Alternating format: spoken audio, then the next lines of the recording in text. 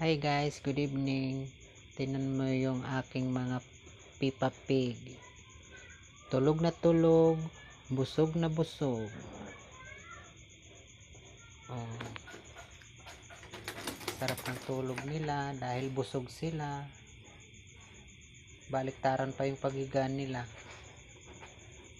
Mapasaway talaga to. Dito sila naihi sa lagayan ng tubig. Sabi ko doon sila iihi, may butas. Pasaway talaga itong mga Peppa Pig ko. Meron pa yan silang katol. May bantay na dogi-dogi. Dalawang bantay.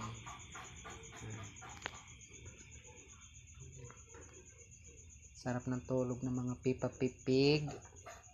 Bukas na naman sila kakain. Yung pagkain nila guys, bagong bili. Magastos talaga pag may alaga kang baboy, pero pag lumaki naman, tiba-tiba ka naman sa pera. Pag naibenta ito, bibili kami uli ng 3 hindi kaya 4. Hanggang dito lang guys ang video ko. Good night Peppa Pig, see you tomorrow.